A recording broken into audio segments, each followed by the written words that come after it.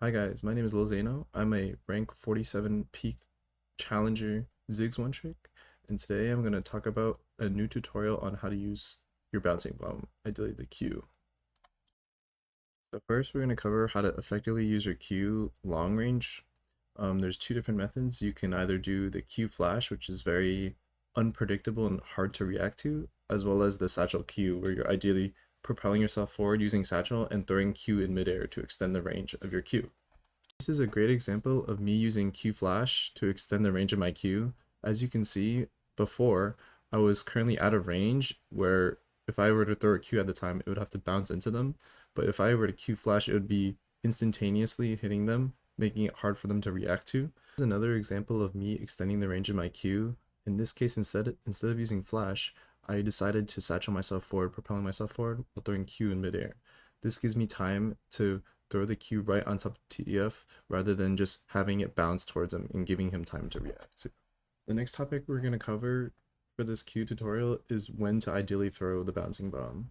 Usually you want to throw the bouncing bomb to ensure that you have confidence in landing your ability. In this case, let's say if we use teammate CC, if I'm anticipating my teammate CC, I will throw my Q to ensure that it has an immediate impact and I know it's going to land because of the stun or root. You can also use satchel to displace the opponent while throwing the Q after you satchel them. You must do this right after you explode satchel or else you won't have enough time. The satchel gives you a small knockup giving you time to throw your Q, and it should be a guaranteed land. Also, this doesn't happen that often, but you can also throw it off terrain. You can throw it off turrets or even walls of the jungle. Additionally, you can also use your other abilities as a funnel. If I throw abilities, you can think of it as like a zoning ability where if I throw my E here, I know they're not gonna go there. So if I throw the Q on the side, it will more likely hit. This is an example of waiting for your teammate CC to ensure your Q damage. Here, I wait for the Nautilus to Q and put down his root using his auto, and I follow up with my Q, ensuring that I deal damage to him. This is another example of a very situational Q where you're looking to bounce the Q off the terrain. Here, I satchel them into the wall and throw the Q to ensure that it explodes off the terrain, ideally dealing damage to both of my opponents. This is a perfect example of how to use your abilities as a funnel. Here, I used W, but unfortunately missed on the Nico, so I held on to it, using it as a zoning tool. Then I further used the E as a zoning tool to ensure that I can land Q, funneling her into my ability ideally.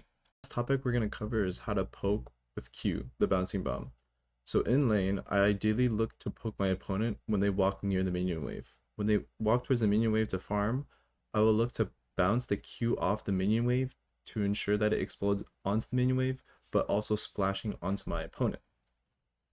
And also for in fights, when I poke, usually it's just I'm chucking Qs, as many Qs as I can during the fight, because people tend to not pay attention to dodging Qs while in fights. So it's very important that you throw Qs all the time to ensure that you can do as much damage as you can. This is a great example of me poking my opponent in lane. The TF walks towards the caster wave, and ideally I would throw the Q in between the minions and the opponent. So in this example, you see it splashing onto TF as well as on the minion wave to deal great poke damage. This is a great example of me consistently throwing Qs during a fight to ensure a lot of damage. During fights, Ziggs is an artillery mage / poke mage, so before you start fights, it's important that you deal as much poke damage as you can so you can ideally win fights before they even start. If I throw consistent Qs and deal so much damage before the even fight starts, the fight may not even happen and I could win the fight for my team just by doing hella poke damage. So it's important that you throw Qs constantly to give your team a chance to win fights.